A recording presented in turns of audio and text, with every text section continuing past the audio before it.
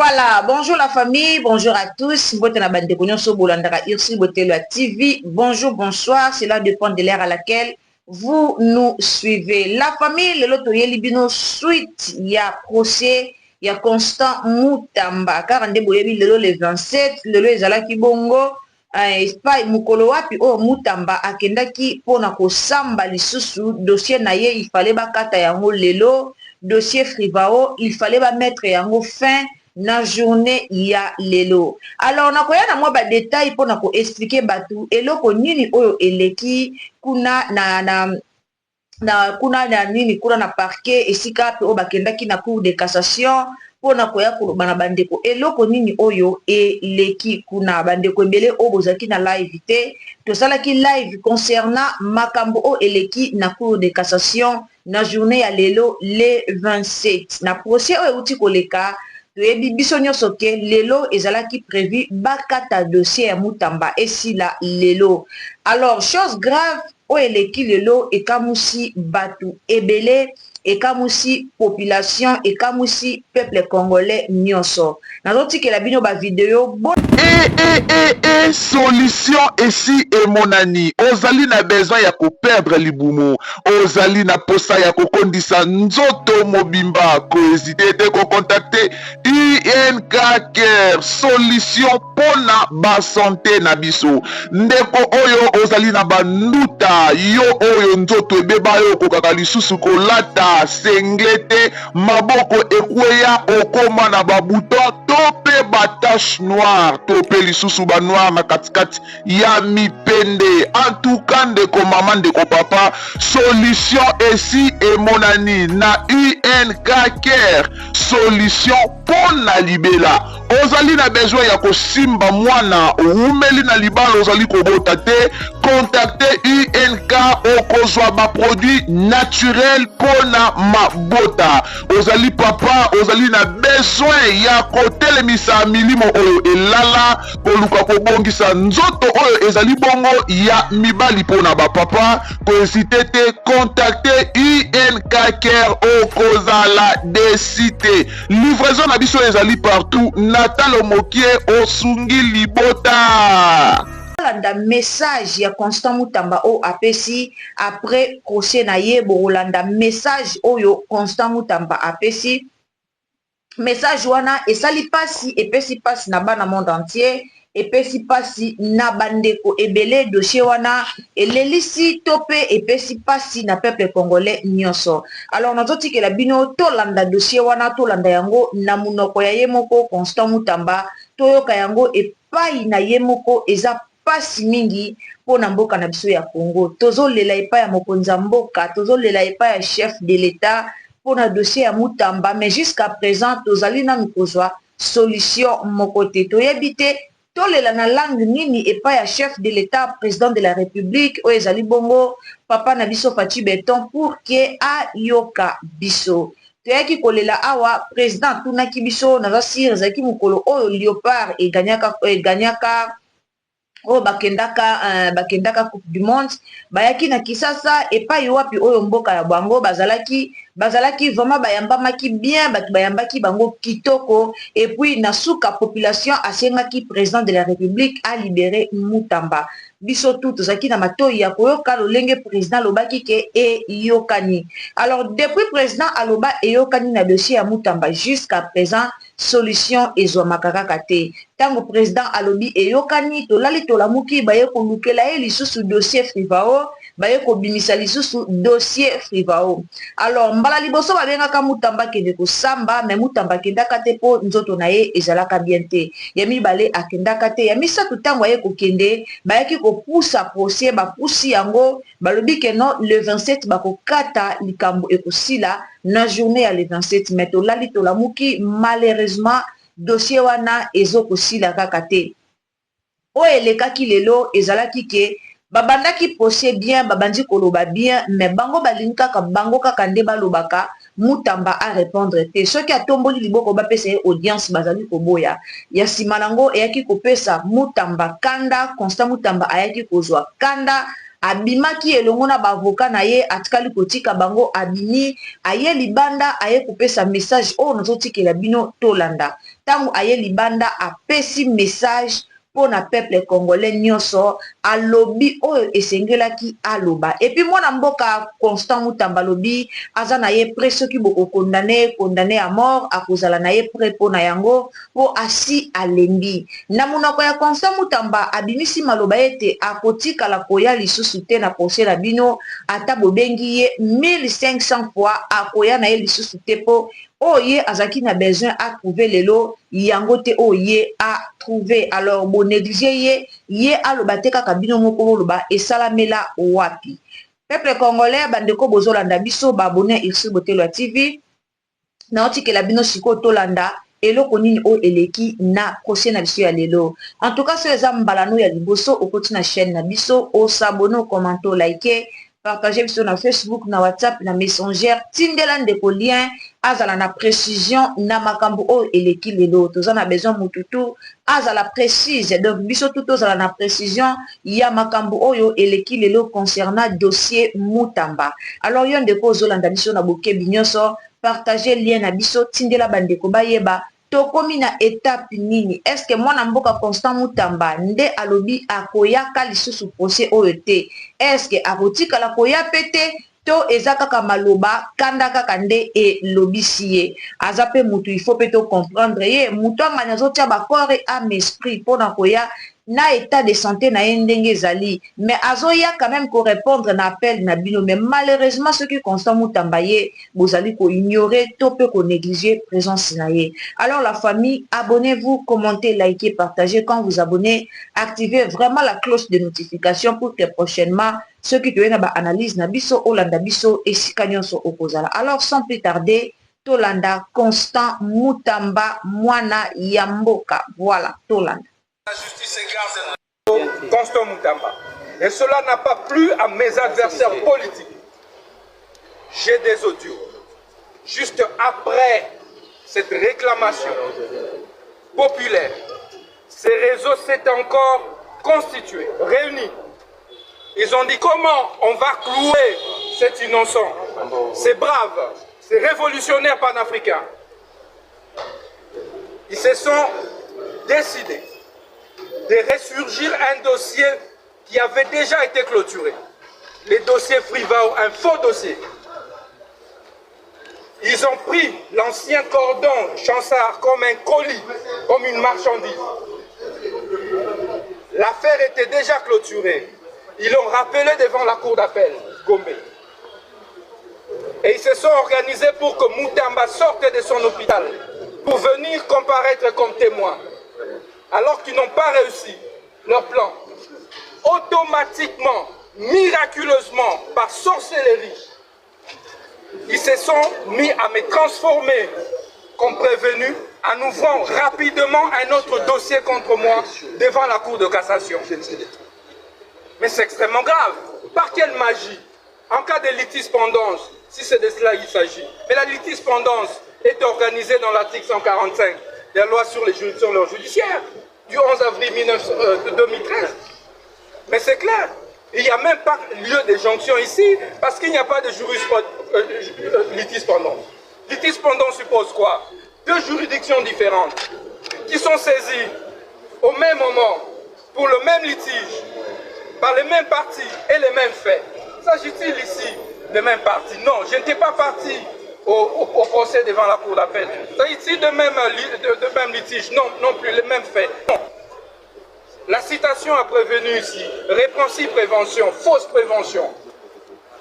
Alors que celle qui vient de la cour d'appel, c'est 13 préventions. Mais ce n'est pas la même chose. Encore que, en cas de litispendance, c'est la suspension par une juridiction. Parce qu'on évite la contrariété des décisions. Mais on parle maintenant de la connexité. Puisqu'on parle de la connexité, de la jonction. Dans quel cas on peut parler de la connexité? Mais c'est lorsque une même juridiction est saisie pour deux causes différentes, pour les mêmes faits, et parfois les faits peuvent être connexes, les mêmes parties. Mais dans les cas sous examen, quelle est la deuxième cause? Quelle est la deuxième cause? Quelle est la deuxième cause? Nous avons une seule cause, enrôlée sous RMP 023. RP 023. Mais non, pour 024, nous n'avons jamais été cités à comparer. Donc il n'y a pas lieu de parler de connexité. Il n'y a donc pas lieu de parler de jonction. Un autre fait, la partie civile ne se constitue pas devant la Cour de cassation. Ça, c'est l'article 78 de la loi sur la procédure devant la Cour de cassation. Qu'est-ce que la partie civile vient faire ici? Ubilex voluit dixit. Ubilex non lutte d'acquis. C'est un principe sacro-saint de droit.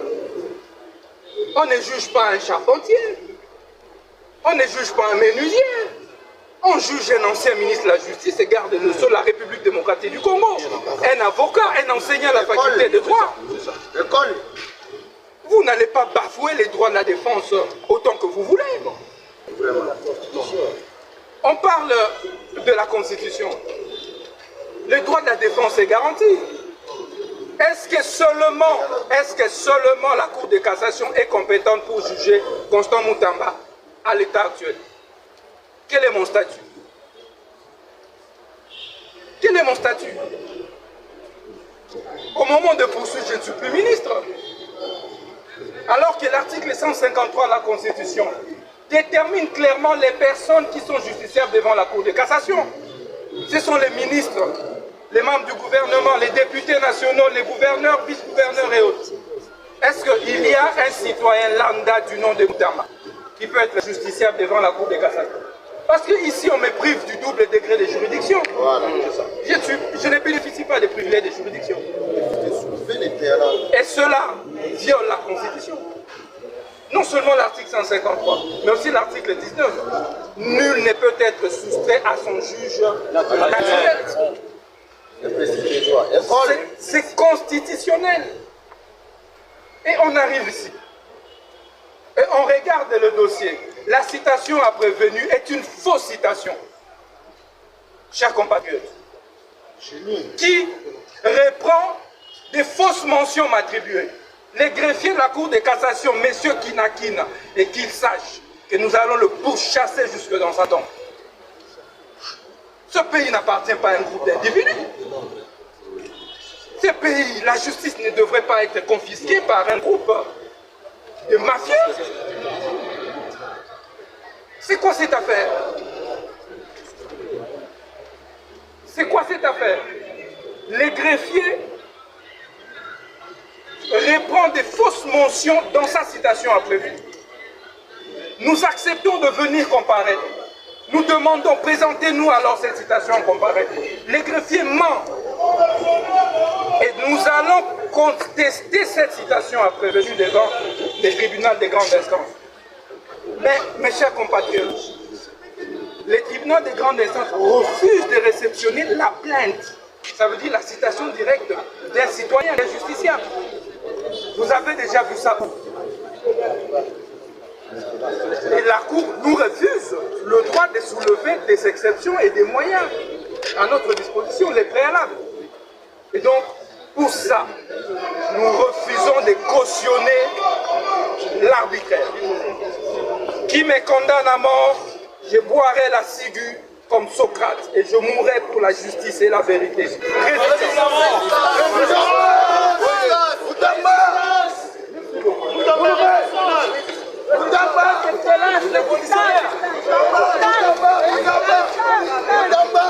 Euro national. Résistance. Mutamba Euro national. La patrouille à mort. La patrouille à mort. École Toliwa de Rolonga. École Toliwa de Rolonga. Bakufa va l'édition de l'Euroté. Futur président.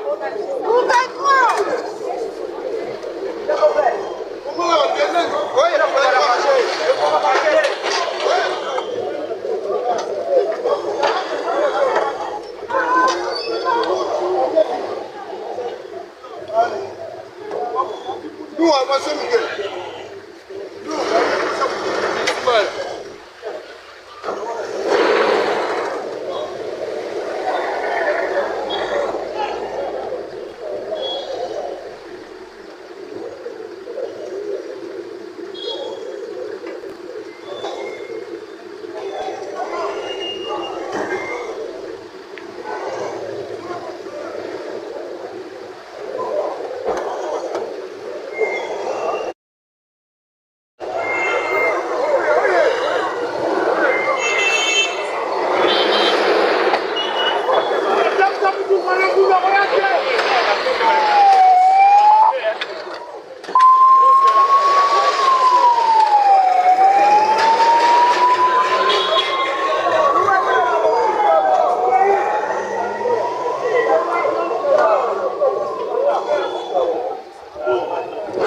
On a jugé de couper le live, mais vous avez attendu. Il n'y a pas de souci vraiment.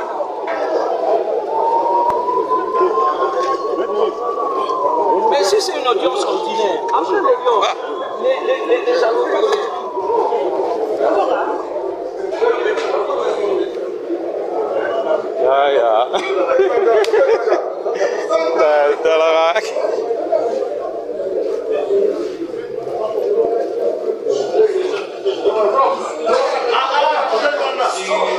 Invitation de son petit frère.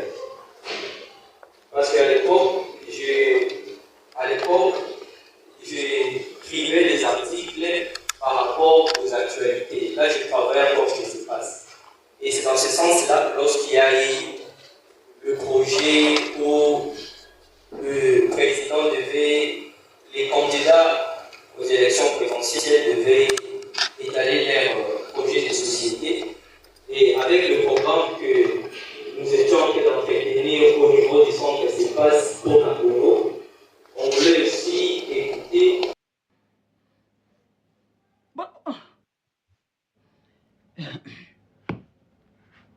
Vonde, mutamba lala na mama no.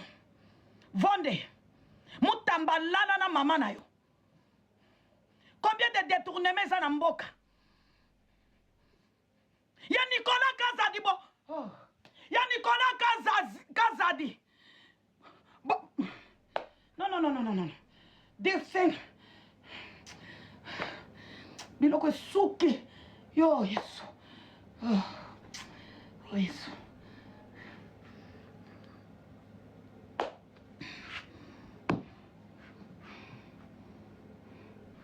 Ya Nicolas Kazadi.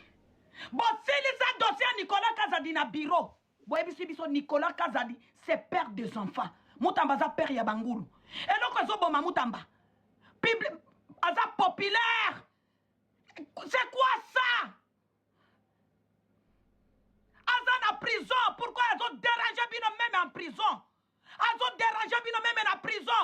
Un condamné. Ils ont dérangé Bino Batoubaza ni banda. C'est quoi ça?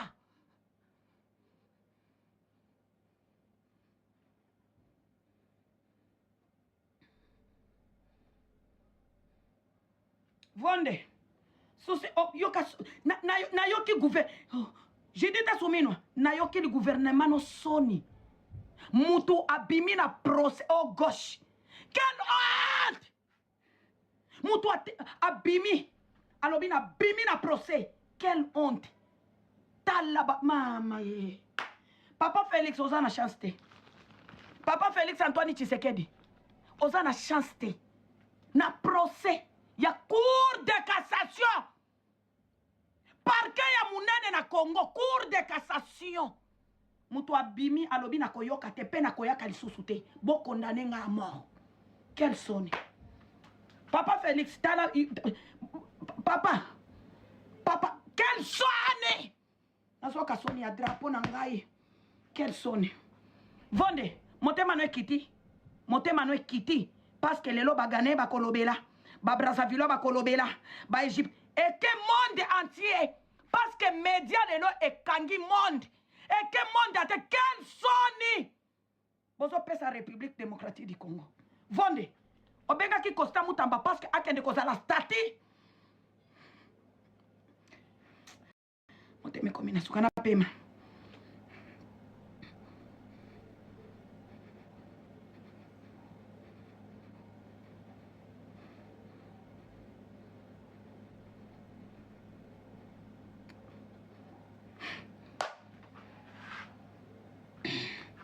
Quel sonne. Bozo tia sonne. Mboka eza na guerre. Notre pays est agressé. Mboka na biso eza na guerre.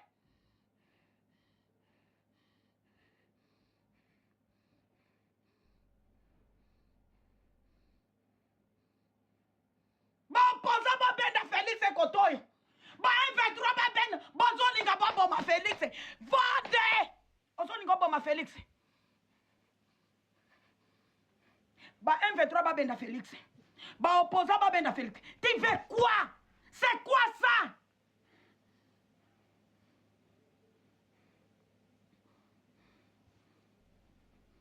C'est quoi ça? Bozo comme ça batu mitema na suka. Biso nyoto toko baluka ba M25. Omoni biloko bozo sala. Peuple congolais to balukaka. Peuple congolais to balukaka. On va changer l'histoire. Nga soki na mi exposa kate. Vonde. Ozana change na sinmex. Na sina mi exposa. Soki na mi exposa kate. Vonde ngande bele na bomio. Nga.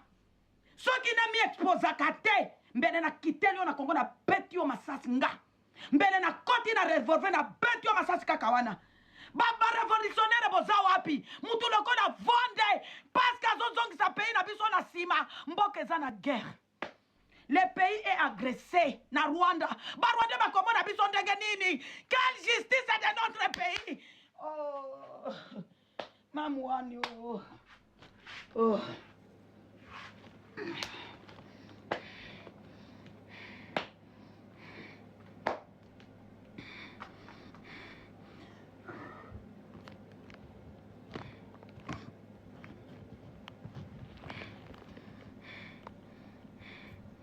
Bosali Soni. Vonde merci. Soni opesi Félix Elelo. Soni opesi Félix. Vonde opesi République Soni. Bobenga ke pourquoi na cour de cassation. Soki boyeba ke akolobate. Yaya ke on a kozala stati. Bobenga ke parce qu'à me défendre non? Parce qu'à me défendre. Bobenga ke akozala wana. Abanda kotala bino. Hein? Quel pays? Justice ya mboke kufa. Na Congo tozaka na justice te. Tozana injustice. Tozana injustice. Combien de détournements za na mboka? Quand tozwana nu ya bumba. Zando deze sila na nutembonge kenda wapi. Ya Nicolas Kazazi dit. Bon jige na bureau. Un bureau comme toilette. Bon biso. Nicolas Kazazi c'est un père des enfants. Mutambaza père ya bambwana bapuko. Mutambaza père bambwana bapuko. Bozo tia Soni. Nga nazoka Soni ya papa nanga Félix Antoine Tshisekedi. Soki bozo mona nazo ganga. Nazo tala image ya Félix. Félix azo bunda makasi. Félix azo bunda makasi. Na niveau nyoso. Abimisa Congo na boumbu. Ba bende na ba M23. Ba opposa ba benda e. Bo memele sous charge ya Mutamba. Boza bandoke. Vous êtes mauvais. Vous êtes mauvais. Image mboke eke mabe makamba Mutambo ekenda kanango mabe mais ya turu oyo un condamné à mort azo solo na presse condamné mutazana condamné boyaki koyebisa biso za na résidence surveillée. Vous êtes où? Vous êtes où bino boyaki koyebisa biso Mutamba za na résidence surveillée. Vous êtes où? Ye oyo tala matama ya bwaki après bozolo ba Mutamba bimi na santé. Quelle santé est malade? Quelle santé?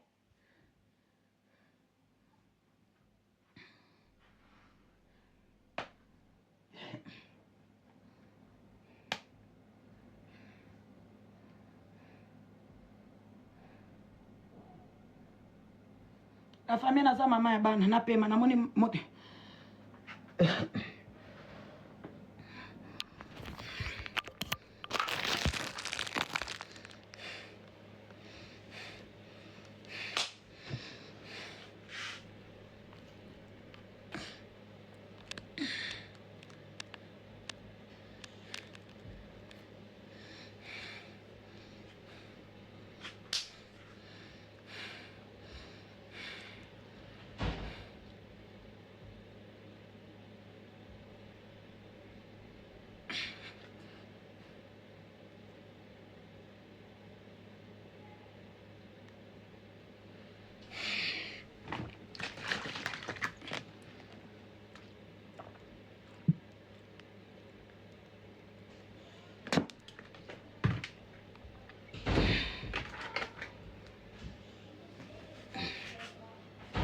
Merci. Merci la famille. Merci la famille na pema. Yo muto zoya koluka babone awa. Apa na biso toluka babone te kende koluka babone na ba compte na bino kuna. Kende koluka babone kuna. Kende kuna. Soki to tiki mutamba akokufa peuple congolais lève-vous. Totelema comme l'hymne national de la République démocratique du Congo. Soki to naba complot oyo.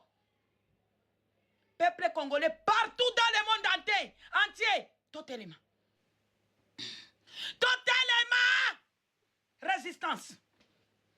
Makambo est commis sérieux. Makambo est commis sérieux. Modératrice Ozawa.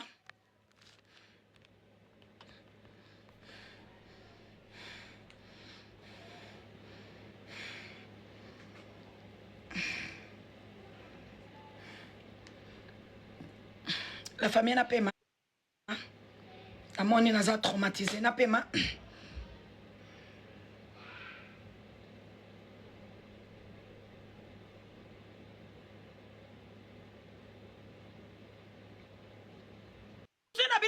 Mutamba akima boko condamné na Congo. Souci na bino akima parce que bon confirmé azaki moyibi. Boko mutamba ko kima te. Mutamba ko kima te. Vonde tinda batu ba beta mutamba masasi na prison.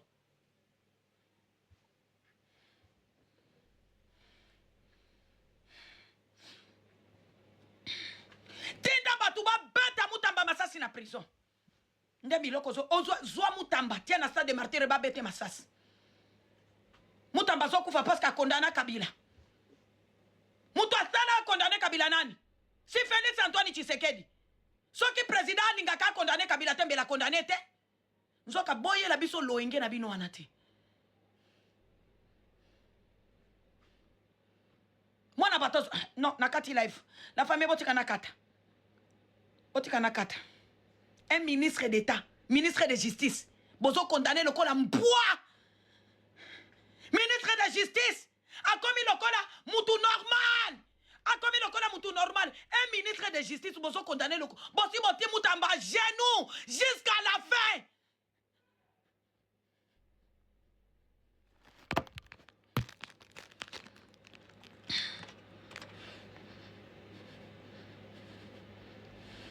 Moninga Salanini. Ministre de Justice a commis le col à Zoba, a commis le col à jouer na bino.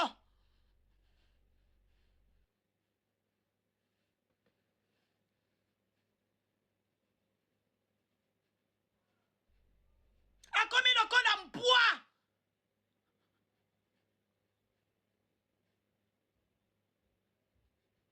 Soki batu balingi baloba batu ya mutamba. Boyebi ke bakabo bazo sale zo pesa ndemo konza bote kasoni. Koza mututali ngaka Félix comme moi. Parce que Soni o eleki lelo. Et ça Soni a Félix Antoine Tshisekedi.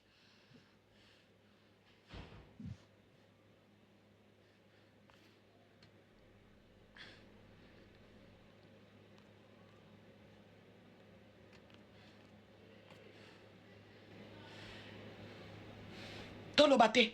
Soki bolingi boloba. Bato ya mutamba. Maman, je suis mutambiste. Lelo, je suis mutambiste. Parce que na injustice c'est oyo. Na injustice c'est omboke za agressé. Toloba te. Soki tolingi toloba le mutambiste. Bato ya mutamba bo mi calme talak. Na mona muto atianga na minate na kofinga na mama na yo. Parce que bino soki muto abandi kolobela mutamba. Bokomi ko généraliser batu nyoso lokola badeni di chochoa. Bokomi komona batu nyoso balobela ka mutamba. Nous sommes des rebelles. Mutamba za rebelle parce que ministre, président de la République a nommé comme ministre de justice. Un ministre de justice va être condamné comme civil simple. Civil simple. Ba Nicolas Kazadi ba iba bambongo. Ba détournement combien toi ba détourner na Congo.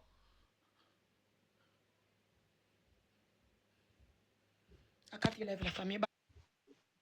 Akati lève la famille.